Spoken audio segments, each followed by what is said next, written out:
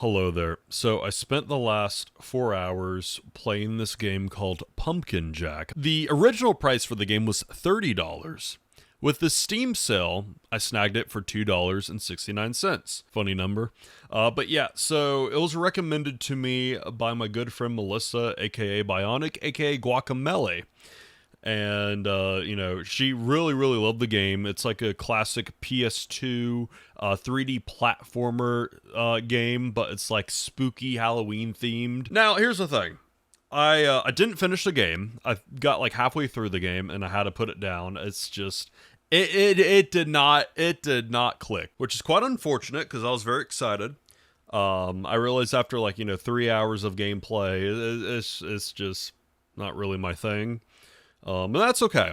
And it is what it is. I'm not going to love every single game out there. What made me call it quits was there's a section in the game where you're in the swamp and you got to like try to find this witch, and you have to like follow a certain path to the T.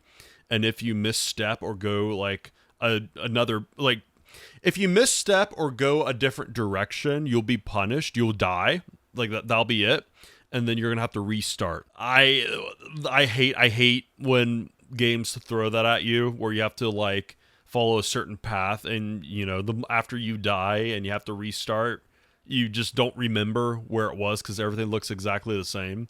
It's just it's one thing when you have like two different options, right, and you have to go through, but when you start having like 3 to 4 different options, and you see like in front of you, like you're like, that has to be it. I see those lanterns, or I see this thing. That's guiding me. That's the path. It's so obvious.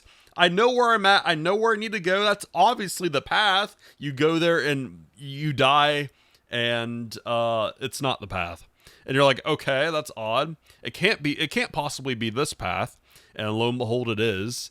And then once you actually die again and you have to restart, you're back to square one, being like, which path was it again? It's just so stupid. I hate that. I genuinely hate when games do that. And I did my research, and apparently this game was made by one developer, and hey, that's great for one developer. I just feel like ultimately there's a little bit too much jank in the game, because the concept and everything very enticing, very intriguing. I was very interested in it. I'm like, oh, $2.69. That's a steal. That's a bargain.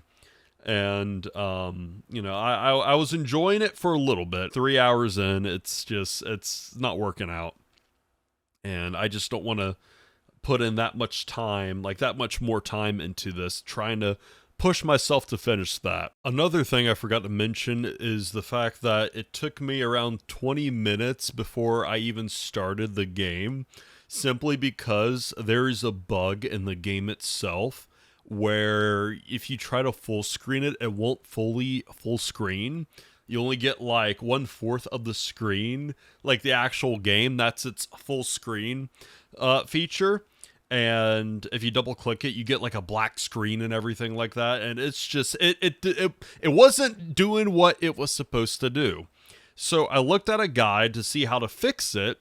The developer did comment on it, saying a patch will be coming soon. And that was 5 years ago. We never received the patch. So due to the patch never arriving, someone else made a guide walking people through like how to fix the problem. I had to go to the executable file and actually go into the properties and enable a DPI and whatever the shit. And I'm just like, what the hell, man? Like, why? Like, it's not right that I have to do all this just to get it to work in full screen. Like, it was just a hassle. It was just an extra step that did not need to be there.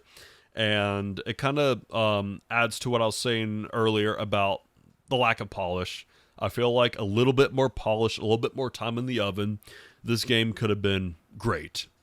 And certain decisions were made, which I'm not really a fan of, but that's A-okay. The big one being that whole swamp path, forest or whatever situation, trying to find that witch. But it's another odd thing with it was the lack of voice acting. Like there's narration, good narration and everything in the cutscenes, but the fact that there's no voice acting was kind of bizarre for characters that really talk to each other. The dialogue was very funny at times. Even the Steam achievements. The Steam achievements were great, were very clever, very witty, and I really enjoyed that. I also feel like Jack as a character, Pumpkin Jack, should be a silent protagonist. And I think it'd be cool that he can just convey emotion through what he does, like his body movements. And speaking of that, it's so what was kind of weird, I guess some people could find it charming, was Pumpkin Jack do, like, you would find these things, these collectibles, and then when he collects it, he there's a sequence, like a cutscene animation, where he starts doing Fortnite dances for like 20 to 30 seconds, and then he collects it, and it just raises an eyebrow. I don't know. It's odd, but hey, the concept was great. I just think it was poorly executed. But I'd say, hey, for $2.69 right now, I'd say give it a shot. I'll put a link in the description. You might enjoy it. So that is if you like 3D platformers and stuff like that. So I'd say go for it. Give it a shot.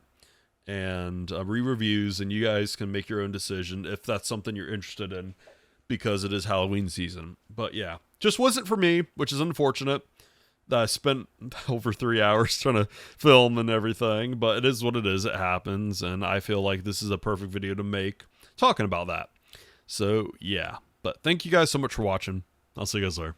Bye guys. See you guys soon.